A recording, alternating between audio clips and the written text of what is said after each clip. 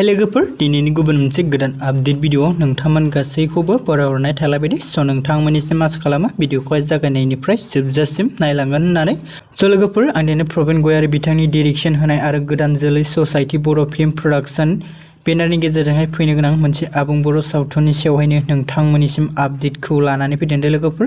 ओमफ्राय लोगोफोर बिथांमोननि बे गोदानहाय फैनो गोनां आबुं बर' सावथुननि टाइटेलानो जाहैबाय अख्रांनि अखाफोर लोगोफोर। ओमफ्राय लोगोफोर जों बे अख्रांनि अखाफोर आबुं बर' सावथुनावहायनो गाहायै फाव खालामनायखौ नुनो मोनगोन सुरजित दिउरि बिथांजोंनो लोगोसे गोबां बर'नि फावगिरि बिथांमोनखौ जोङो फाव खालामनायखौ नुनो मोनगोन लोगोफोर। ओमफ्राय लोगोफोर बे अख्रांनि अखाफोर आबुं बर' सावथुननि स्ट'री स्क्रिप्टखौ होदों बिथां प्रबीण गयारीआनो लोगोफोर। लोगोफोर बे गोदानै फैनो गोनां अख्रांनि अखाफोर आबुं बर' सावथुननि शुटिंआ दा सोलिगासिनो दङ लोगोफोर। नोंथांमोना सोर दानिफ्रायनो नायनो थाखाय एक्साइटेड जाना दङ नोंथांमोना कमेन्टनि गेजेरजों फोरमायहरबानो जाबाय लोगोफोर। लोगोफोर बिदिब्ला दिनैनि आपडेट भिडिअआ बेखिनियानो मोनदे। आसा खालामो नोंथांमोना भिडिअखौ नायनानै मोजां मोनदों। भिडिअखौ जुदि नायनानै मोजां मोनोब्ला नोंथांमोना भिडिअखौ खनसे लाइक खालामनानै होबानो जाबाय लोगोफोर। लोगोफोर बिदिब्ला नोंथांमोना बिथांमोननि बे गोदानै फैनो गोनां आबुं बर' सावथुनखौहाय नायनो थाखाय माखासे सम नेना थाबावबानो जाबाय लोगोफोर।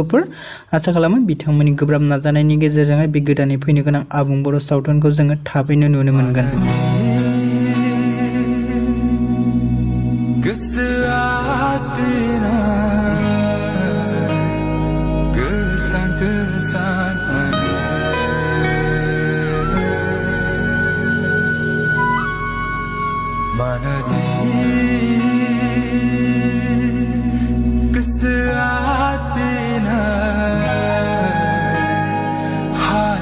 Harsing